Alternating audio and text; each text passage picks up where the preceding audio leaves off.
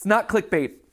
On March 9th, I will be hosting my last Theory episode, at which point I will be handing off the channels to someone else.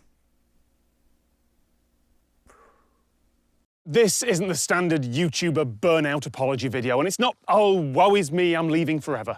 I'm going somewhere with this. Literally.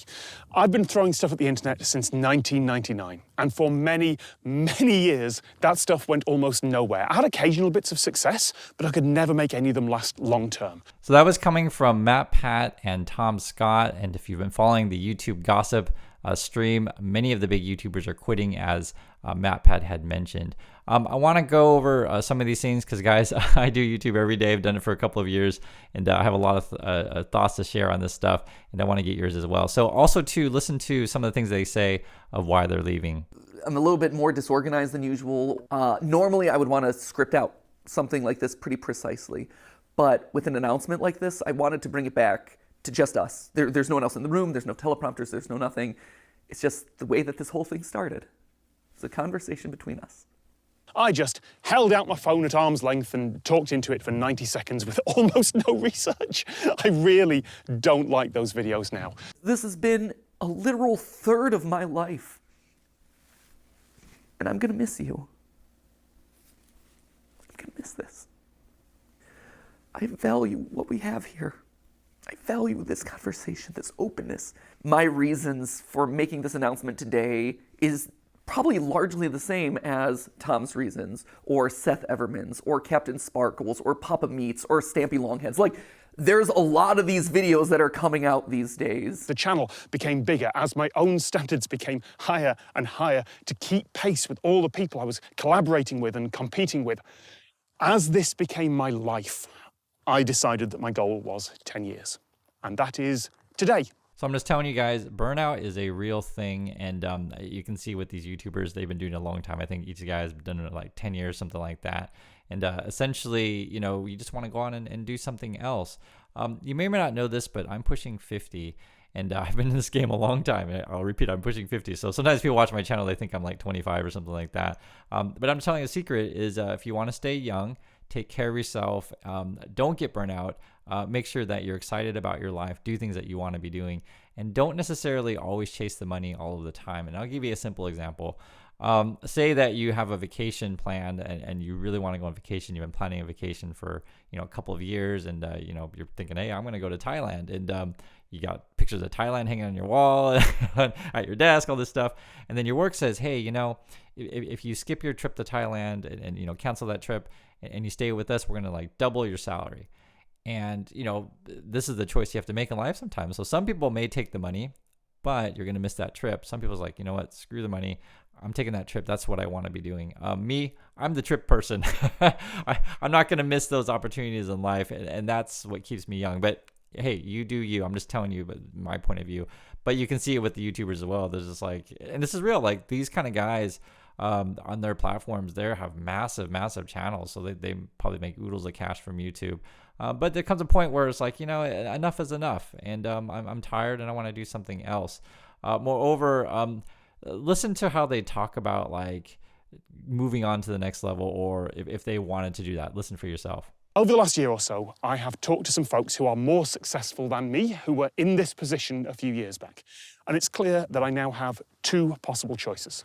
I could keep making bigger and better things, keep climbing the ladder, build a business, hire full-time employees, and end up as a manager. And that would be great for someone who isn't me, but I know I'm bad at that, and I'd hate every second of it. So option two, I could not do that. I could do less and be happier. It was going to happen eventually. That's why over the last couple of years, we've been staffing up so much. That's why we partnered with a larger company to help run the channels. That's why we've been spending so much time outside of this box, training up the team to make the best videos that they can. I did think that I should end this with a big, syrupy, sentimental, self-indulgent montage and head off into the sunset. And you know what? Just this once, for the first time in 10 years, that's exactly what I'm gonna do. So I want you to understand the contrast that happens to many YouTube channels, to where they start out, one person in the room saying, hey, this is me, this is my opinion, etc. And then they turn into this like whole production company, hiring staff and all these things. For me personally, I do not like the channels that it's basically a company, right? So I understand that Mr. Beast is like super popular, guys. I really get it. But to me, it's just like watching TV. If I wanted to watch TV, I would watch TV. I don't want to watch TV. For me, YouTube is like, I just, and I always use the reference of like, tech review or movie review, but I just want to flip on the on the tube and say, hey, what is someone's opinion of the iPhone, or what's someone's opinion of said movie, what's someone's opinion of topics going on. So you guys hopefully watch my channel. We talk about daily topics in the news. But I guess the audiences want these full production scripted stuff, not real anymore. And I already shared my opinion on that. And everyone's got to do what they got to do. And I will say though, if you go that scripted route and you end up managing lots of people and end up becoming a company, you're not really you anymore, and it just turns into a job. I think that's a big thing that burns people out. And I want to go back to sort of when I was talking about sort of staying young in my life, these kind of things. Being a professor, I'm just telling you guys, it was pretty fantastic. I like it very much. But there's things I don't like about being a professor. I don't really like grading tests that much. It's just not that fun. I don't like going to faculty meetings. Again, not that fun. I hang out with a bunch of old crusty people and they're fighting over whatever they're fighting over. And I'm just looking at my phone or my watch, hoping that the meeting will be done. Guys, you have to do this stuff as a professor. There's just certain things that I don't necessarily like about the job, administrative stuff mostly. The actual teaching I like very much. I'll give you another one. Another thing that I don't really like about being a professor is, this is very real in today's age, is you have to be concerned about student reviews, right? So just think about this. If students have too much power, and if you actually want to teach your students properly, you're going to give them tough homework. You're going to grade them, tough. You're going to grade them essentially like the way they should be graded. And some students may not pass. Some students may not get an A.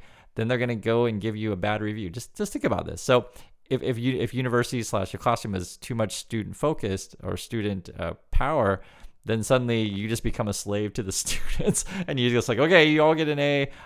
You don't have to do anything. You can sleep in my class, etc. So do you guys understand the conflict of interest there? So I was never that person. I grade tough. I do my best to educate people, etc. And the thing I liked about university was that the students, I understood what I'm doing, right? That I'm trying to teach you real world stuff here and tell you the truth about these things and prepare you for the real world. They stay in contact with me for years and develop real relationships. The students that are basically don't appreciate me whatsoever and just want to skate by and etc. They can be the most annoying students of all time. And it's just like a job, just like anything else. I'm just telling you, there's people at work you may not like. It's kind of like that. So the professor job is great, but it's not perfect.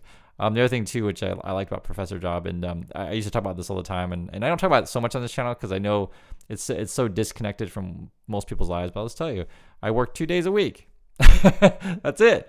I had a fantastic schedule, and another way to keep me young, and the other thing is too, when I wasn't quote working, I was preparing for lectures, that kind of stuff, but I could just stay at home in my pajamas and like pick out topics that I'm interested in, the same way I do YouTube, prepare, lectures the same way I do YouTube, basically just research anything and just say whatever I like. Like the freedom alone was absolutely fantastic. And that's something that I will never give up. And also too, with YouTube, it is very much like being a professor. I just prepare whatever I want to talk about, the topic of the day, and share it with you and get your thoughts, have discussion. And for me, it keeps my mind alive.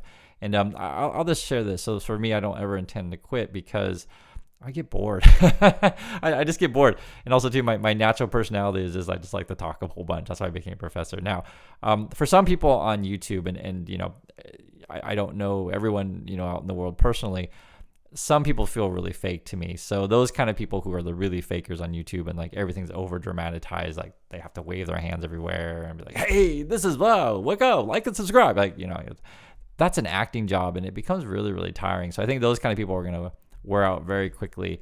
The people who stay true to themselves and just are themselves and flip on the camera and share their opinions, they can probably do that for a long time. As they talked about in their goodbye videos or whatever, how like, your whole life becomes making videos all the time, thinking about content all the time, and like you never get a break. It's not a great life. You need breaks in life. Moreover, I also want to just share a sort of experience on YouTube if you guys are curious. I made videos on Tesla the last couple of days, and I shared before just a couple of videos ago how like all these things are in my mind that I want to share, and I'm just freely talking. And it's sort of driven by like when you realize the audience is out there, and I'm gonna have to read these comments. Hear it for yourself. This is the comments that I get on YouTube. Here's one coming from SGGR7708. You are full of S. You guys can figure it out. No cloud, just blah. Moreover, this person continues, SGGR. Everyone knows that the Chinese government pays you for negative news. You are so coward, right? And these are real comments, guys. This is an hour ago from a Steve Jones. This person says, man, you are a joke of a YouTuber. Well, at least I'm a YouTuber. Thank you. Moreover, another person says from Sam Thomas, get a life, dude. And these are on comments on videos when you would, tell people, hey, they're scammers and Tesla and stuff like that. People get really upset about this kind of stuff. Here's another one comment from Pot Noogle. Jealous South Korean racist dog eater. So you have to laugh, but I mean, guys, this is real comments. Like some people out there are like really nasty. Moreover, here's another one. This is from Sean P. He says, have you ever accomplished anything worthwhile to be talking S? I just laugh. Moreover, here's another one. Duh, booster, you, sir, are an idiot. And, I have to show you guys this stuff because until you actually understand who the audience, the largest audience is on YouTube, you will understand like why scammers and frauds and like ridiculous channels are so successful. It's really crazy. It's just really crazy. And if you want to tell these people the truth and talk like a human being, they don't like it. But if you just make up stuff all the time and lie to people and act like a clown, essentially perform for them, essentially that you're their actor, you're their shill, they love you. And it's a crazy world. And I want to show you an example of this. I don't show this all the time because frankly, it's not really much to show. This is how much money I make on YouTube. So I made a video recently on inflation. This is just like a week or so ago. It got about 1,000 views, 1,200 views. I make $6.42. And I lose a subscriber. I'm showing you this because I want you guys to see the numbers. It's not that much money. I mean, you can see it for yourself. And I even lose subscribers. Now, the reason why I'm showing you this one, I want you to contrast it. Let's say I pick a topic like Bitcoin, right? The Bitcoin crash, and then I put a couple pictures of people who are massive channels, right, that do crypto all the time. I get basically double the views of the inflation video, and I think the inflation video was actually quite good. And make $12.43, and I gain 2 subscribers. So if you extrapolate this data, I want you to understand this. If you give people real information, more technical stuff, a little bit more difficult to understand, maybe not so happy, you lose a subscriber and you don't make much money. if you tell people about crypto and something exciting and what the kids want to hear, you make more money and you gain subscribers, and then it just, if you decide to go that route, it just snowballs and snowballs and snowballs, and then you get FTX YouTubers, etc. So I understand the rationality behind it, and I understand why people do that kind of stuff all day, every day, and shill crypto. I get it, and this is why I tell you, because I do YouTube every day, so I make these choices all the time. I don't choose to do that kind of stuff. You're not going to hear on my channel, hey everyone, you got to get Dogecoin, it's so awesome, it's the biggest play ever. I can't even get excited about it, but you get my point. It's frustrating. It's really frustrating. But this is what I'm wanted to share with you, is that if you want to have a long career in anything that you do in your life, be true to yourself and don't always be chasing the money all the time. If you do, you go back to the Thailand example, or say go to the example of here, you just end up doing stuff, talking about YouTube and crypto, you end up doing illegal stuff, right? Or another thing is like, you think that the gravy train is going to be going on forever, and everyone's going to be dying, buying Dogecoins and the Bitcoins forever. And so then you start living your life accordingly, and suddenly that life ends, you're out of luck. And so kind of the message I want you to be thinking about today, as we talked about the YouTubers quitting, and I'm just sharing my experience with YouTube, I used to be a professor, all these kind of things, is find something that is sustainable for you, and stick with it, and that gets you passionate and excited about life, and something that fits you. It's going to be different for everyone. I mentioned this before, and I'll mention again. I talk about these issues very deeply in my book. It's called Positive Angle. If you haven't had a chance to check it out, please do. I mentioned this several times because I just want you to read it, and I wish more people would want to hear positive messages and messages that will really hopefully help you in your life. And if you read the book and you understand like sort of why I have to put things in print, I mean, I talk about real stuff, and it's hard. And when I mean by real stuff, it's just, there's certain things in my life, my personal life, that are really, really hard to talk about, and you'll understand why when you read it, and why sort of I do things the way they do and stuff like that. And I'll just give you the short version of my story. I lost my family at the end of the war, and I smile every day, like on this channel and stuff like that, because I'm happy, but it wasn't always like that, and it's hard to explain. And that's why I write a book, literally. But it's hard to explain the journey that it takes to I guess heal lots of old wounds, and make it to the life that you want. And so I'm tying this together with the YouTube's quitting, and say to me talking about my experience at YouTube or being a professor, is I think much of all this thing, everything that we talk about, everything that we do on this channel and in this community, is understanding the world together, finding a group of people that are supportive. That's what I try to do with building community, and having real conversations, not just a bunch of fluff and lies and shills, if you understand what I'm saying.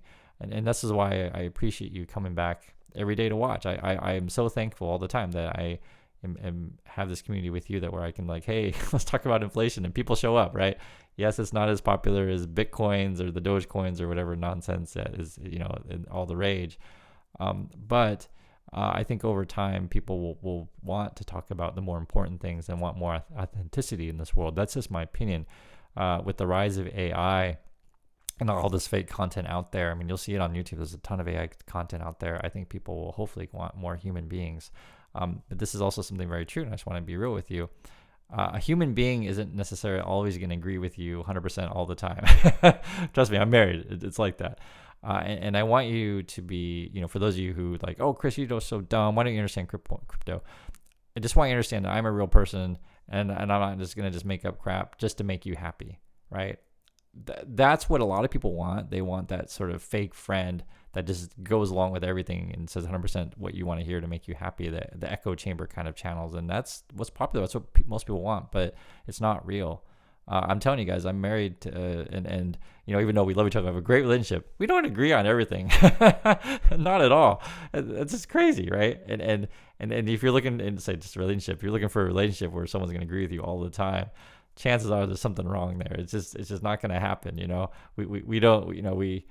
We just don't agree on everything. It doesn't mean we fight. It doesn't mean like we hate each other. It's human. And that's what human beings are. Humans are individuals who have a right to whatever opinions that they want, etc. I just wanted to share these thoughts with you. The people are quitting, and it shows you that nothing necessarily lasts forever. And I wish those people luck, and I wish you luck in your life. So thanks again for tuning in, everyone, every day. And I'll catch you next video.